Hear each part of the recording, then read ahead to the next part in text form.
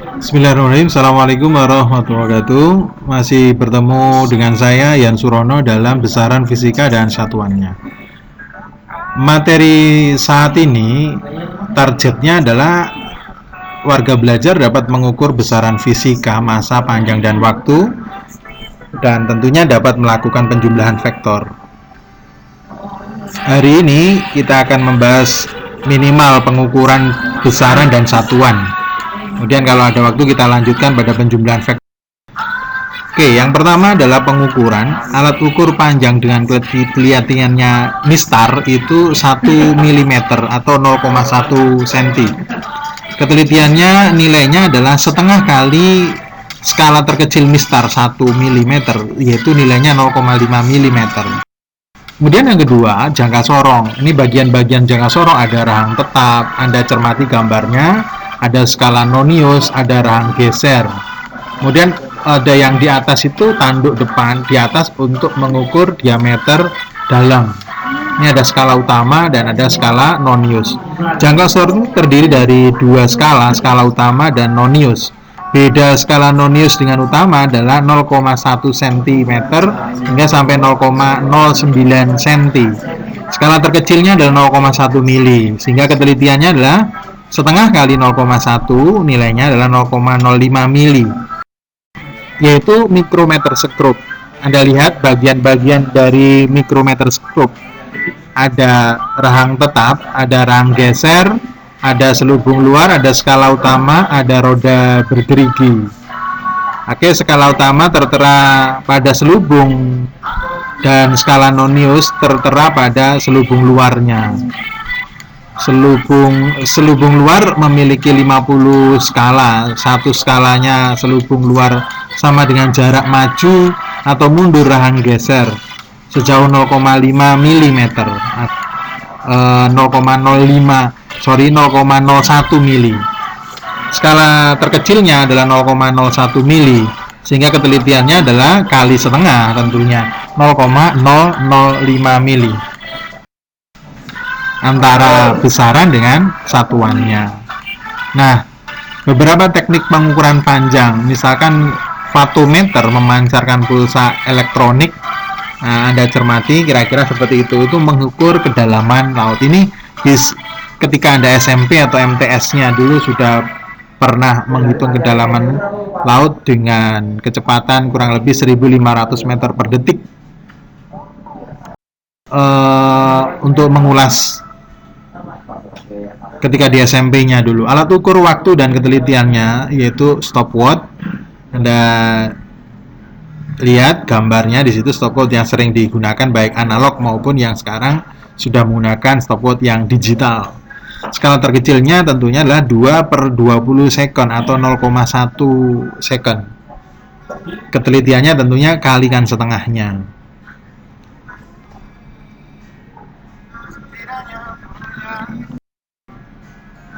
Ketidakpastian pada pengukuran, kesalahan error atau errornya ini penyimpangan nilai yang diukur, nilai benarnya dari X0. 3 macam kesalahan. Ada keteledoran disebabkan karena keterbatasan pengamat, jadi dia tidak paham bagaimana cara pengukuran. Nah, itu keteledorannya. Kesalahan acak disebabkan fluktuasi yang halus pada kondisi-kondisi pengukuran. Contoh misalkan ketika ambil sudut pandangnya yang salah. Yang ketiga, kesalahan sistematis menyebabkan kumpulan acak bacaan hasil ukuran distributif secara konsisten di sekitar nilai rata-rata yang cukup berbeda dengan nilai sebenarnya. Contohnya kalau Anda melakukan pengukuran di laboratorium yang menggunakan ampermeter atau voltmeter, di situ ada kesalahan sistematis, yaitu berupa gelombang elektromagnetik di dalam laboratorium tersebut, sehingga menimbulkan terdistribusi secara acak sehingga mengalami penurunan atau penaikan yang secara konsisten, sehingga seolah menjadi benar, padahal di situ ada tingkat kesalahannya. Oke, nanti kita akan bahas lebih lanjut ketika di laboratorium. Oke, penyebab kesalahan pengukuran antara lain, 1. kesalahan kalibrasi, yaitu penyesuaian pembubuhan nilai pada garis skala pada saat pembuatannya. Ini saya contohkan kalau misalkan kita menimbang berat badan. Nah, seperti saya, itu menjadi mudah. Anda sudah tahu tuh berat badan saya? Wah, kalau Anda tahu mungkin sangat terasa. Saya bisa berat badan saya cuma 50 kg. Itu karena saya kalibrasikan berbeda alat ukurnya. Padahal kenyataannya menjadi berbeda. Yang kedua, kesalahan titik nol. Nah, ini juga hampir sama dengan kalibrasi. Jadi, cara mengkalibrasikannya atau mencari titik nolnya yang kita simpangkan. Yang ketiga, kesalahan komponen lain seperti melemahkan pegasnya, kesalahan arah pandang membaca nilai skala. Nah, ini kalau yang komponen-komponen lain contohnya yaitu pegas. Jadi pegas itu punya konstanta tertentu. Kalau kemudian kita coba tarik ulur sedemikian rupa, sehingga akan mengalami perubahan konstantanya. Penyebab kesalahan. Kemudian melaporkan hasil pengukuran. Nah, ini kalau kita melakukan riset, penelitian, nah ini apalagi madrasah aliyah. Sebentar lagi insya Allah minta doanya akan dijadikan sekolah unggulan riset oleh Kemenak Republik Indonesia. Hasil pengukuran suatu besaran dilaporkan, X nilainya adalah X0 plus minus delta X. Nah, delta X itu apa? Nilai ketidakpastian. Nah, ini harus Anda pahami. Cara pengukuran tunggalnya bagaimana? Tentunya delta X sama dengan setengah kali skala terkecilnya. Yang kedua, pengukuran berulang, ketidakpastian relatif, nilainya sama dengan delta X dibagi min-nya atau rata-ratanya kali 100%. Nah, ini Anda harus pahami cara melaporkan hasil pengukuran. Ini akan ada simpangan. Nah, ini berkorelasi dengan hitung-hitungan di matematika, ada deviasi, ada step deviasi, ada varian dan sebagainya. Nanti lebih jauh kita detailkan. Ini supaya Anda. Ini sebagai contoh hasil pengukuran. Misalkan kita mengukur arus listrik. Pengukuran pertama 12,8, kedua 12,2, kemudian 12,5 dan seterusnya seperti pada tabel.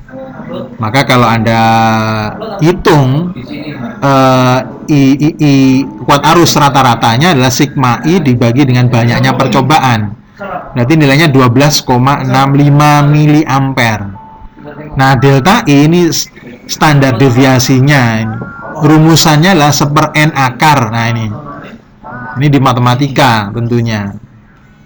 Nah, maka delta I nilainya 0,14. Nah, ketidakpastian relatifnya itu adalah 0,14 dibagi 12,65. Berarti 1,1%.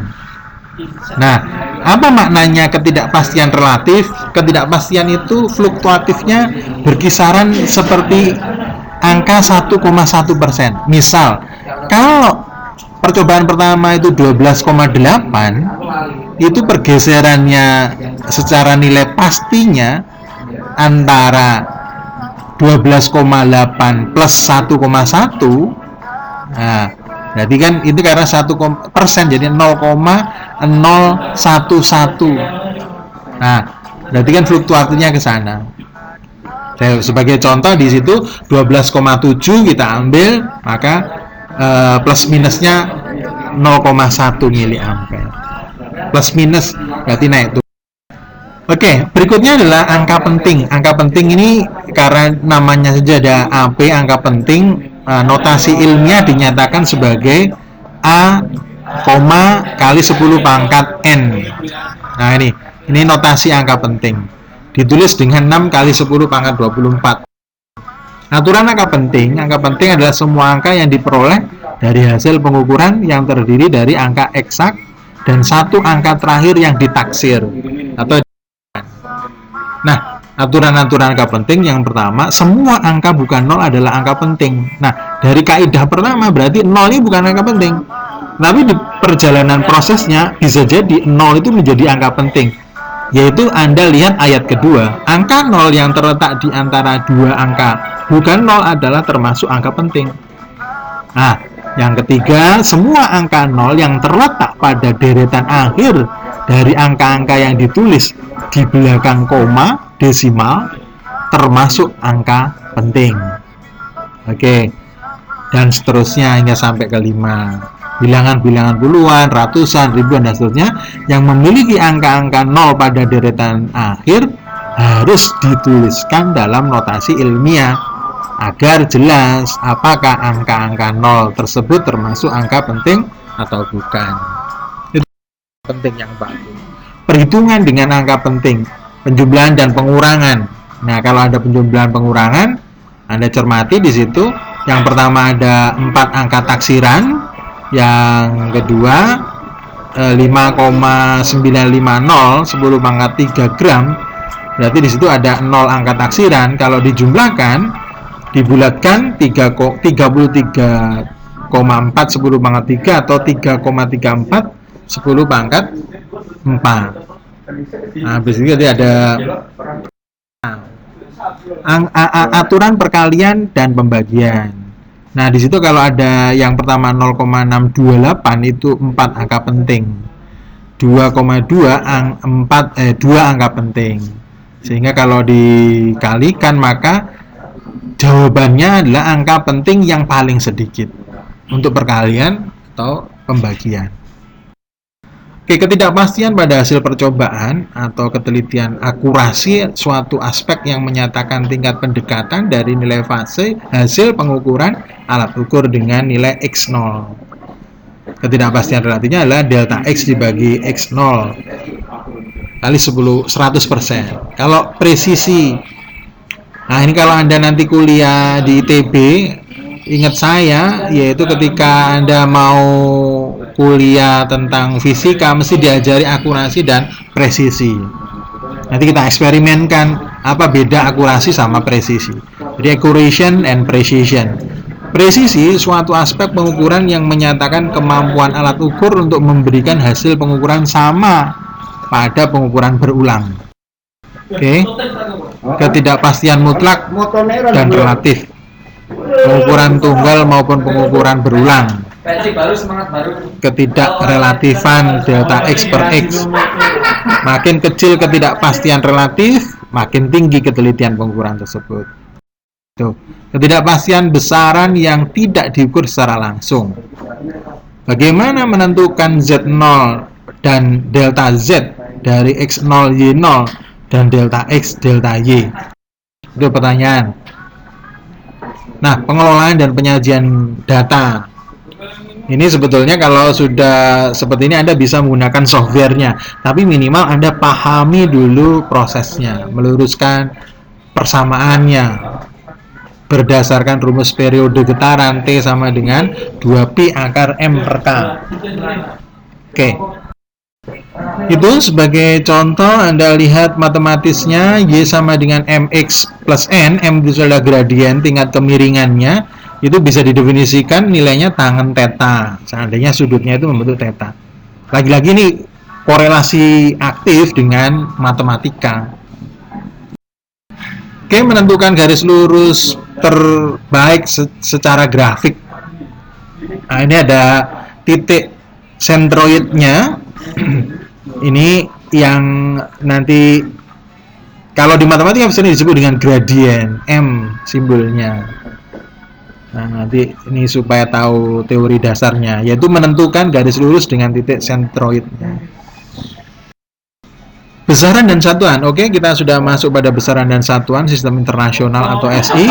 Besaran panjang 1 meter, jarak yang ditempuh cahaya dalam waktu selang waktu 1/29979 dan seterusnya second.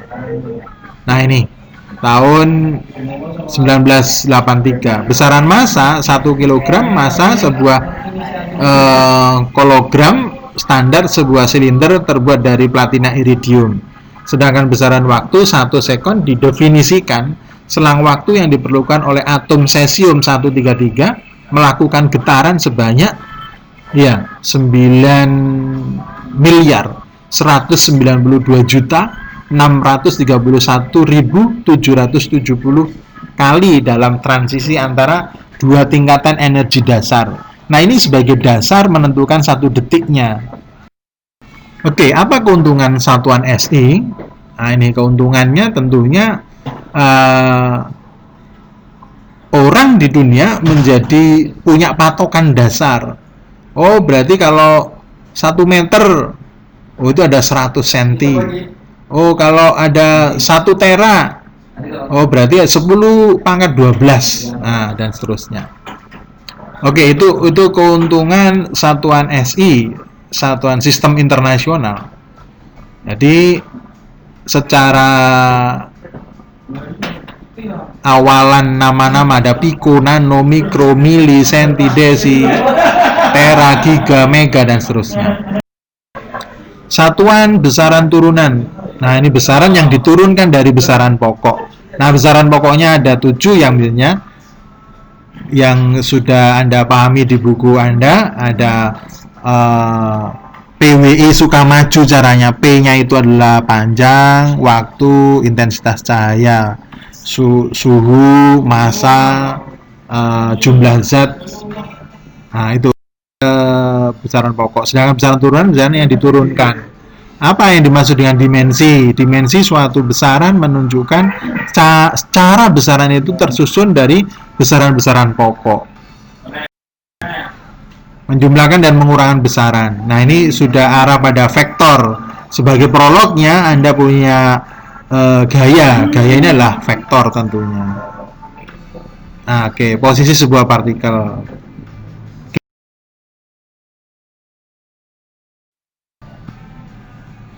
Apakah manfaat analisis dimensi?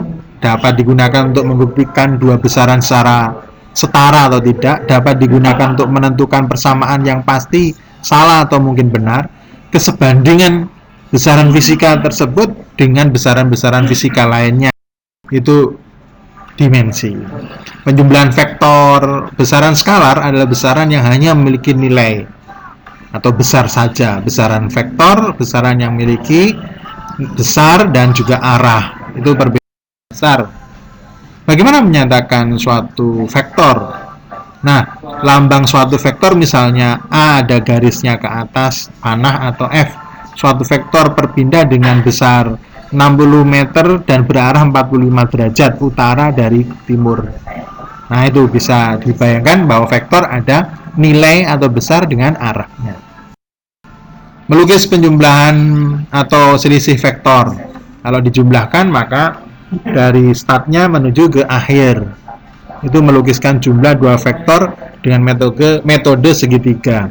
Sedangkan selisih, nah perbedaannya Anda lihat selisih dari O ke A kemudian ke B. Jadi negatif B, nilainya C. Anda lihat secara panahnya, diagram panahnya. Melukiskan penjumlahan vektor dengan metode jajaran genjang seperti digambar. Menggambar vektor resultan. Resultannya F1 ditambah F2. Menentukan vektor resultan dengan metode analitis. Oke, ini sudah berbicara tentang vektor. Baiklah, untuk besaran dan satuan kita selesaikan. Terima kasih, tetap semangat. Assalamualaikum warahmatullahi wabarakatuh.